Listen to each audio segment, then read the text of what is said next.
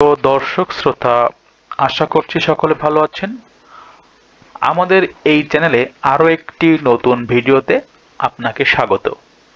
প্রিয় দর্শক, আপনারা জানেন আমাদের এই ইউটিউব চ্যানেলটিতে আমরা সরকারি চাকরির বেতন বৃদ্ধি, নবম পে স্কেল, বিভিন্ন চাকরির বিজ্ঞপ্তি সম্পর্কে তথ্য দিয়ে থাকি এবং আজকে এই ভিডিওতে আমরা জানানোর চেষ্টা করব নবম জাতীয় বেতন স্কেল বা পে স্কেলের সর্বশেষ তথ্য।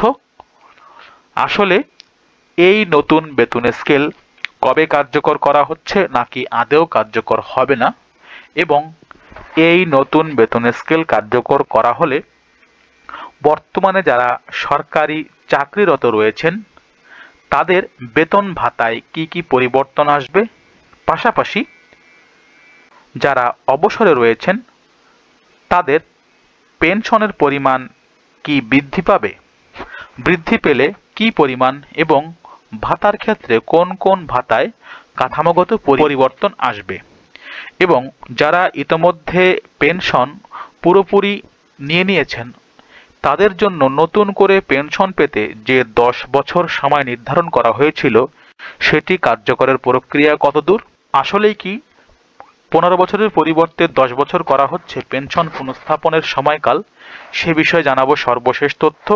পাশাপাশি পেনশনারদের চিকিৎসা ভাতার বিষয়ে থাকছে সর্বশেষ আপডেট। সুতরাং ভিডিওটি অত্যন্ত গুরুত্বপূর্ণ।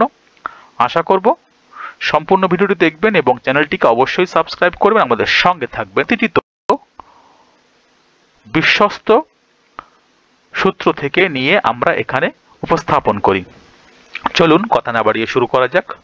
প্রথমেই আসা যাক জাতীয় বেতন স্কেলের ব্যাপারে। পে স্কেল কার্যকর নিয়ে নতুন সিদ্ধান্ত। নতুন পে স্কেল ঘোষণার জন্য জাতীয় বেতন কমিশন গঠন করেছে অন্তর্বর্তী সরকার, কিন্তু এই সরকার পে স্কেলের সিদ্ধান্ত দিতে পারবে না বলে জানিয়েছে অর্থ উপদেষ্টা সালেউদ্দিন আহমেদ। তার মতে নতুন পে স্কেলের সিদ্ধান্ত নেবে আগামী সরকার। আপনারা জানেন আমরা কিছুদিন আগেই এই অর্থ উপদেষ্টার মুখেই শুনেছিলাম তারাই কিন্তু, অর্থাৎ এই অন্তর্বর্তী সরকারই কিন্তু এই পে স্কেল ঘোষণা করে যাবে এবং আগামী ডিসেম্বরের বাজেটে সেটি অর্থ বরাদ্দ রাখবে। রোববার 9 নভেম্বর সচিবালয়ে সরকারি ক্রয় সংক্রান্ত উপদেষ্টা পরিষদ কমিটির বৈঠক ও অর্থনৈতিক বিষয় সংক্রান্ত উপদেষ্টা পরিষদ কমিটির বৈঠকে শেষে তিনি সাংবাদিকদের এ কথা জানান।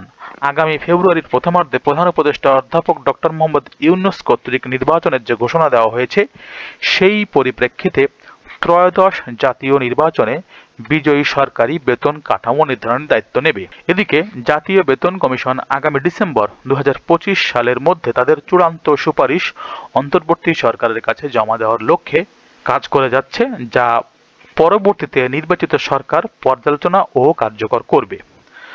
দর্শক, এখানে একটি কথা আপনাদের বলে দিতে চাই, নবম জাতীয় বেতন স্কেল যে একেবারেই বন্ধ হয়ে যাচ্ছে বিষয়টা এমন নয়। শুধুমাত্র এখানে বলা হচ্ছে বর্তমান সরকার এটি কার্যকর করবে না, করবে নির্বাচিত সরকার এসে।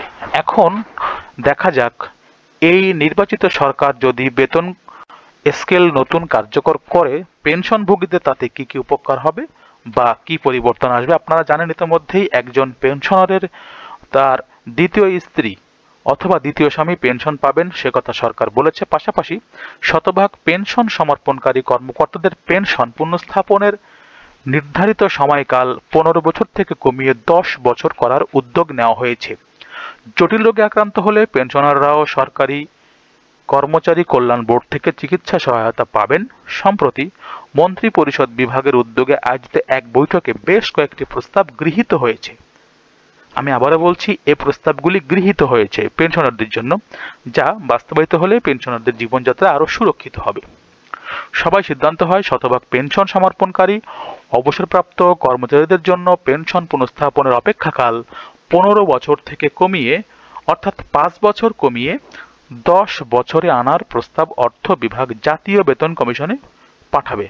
প্রিয় দর্শক, আমাদের ভিডিওতে যারা বারবার প্রশ্ন করে থাকেন পেনশনের পুনঃস্থাপনের কাল 10 বছর করা হচ্ছে কিনা, তাদের জন্য আজকের এই ভিডিওটি অত্যন্ত গুরুত্বপূর্ণ। আশা করি আপনারা আপনাদের কাঙ্ক্ষিত উত্তরটি পেয়ে গেছেন। প্রিয় দর্শক, পেনশন সংক্রান্ত এবং পে স্কেল সংক্রান্ত সর্বশেষ আপডেট ছিল এটি। সম্পূর্ণ ভিডিওটি দেখার জন্য সবাইকে ধন্যবাদ। আমাদের চ্যানেলটিকে অবশ্যই সাবস্ক্রাইব করবেন।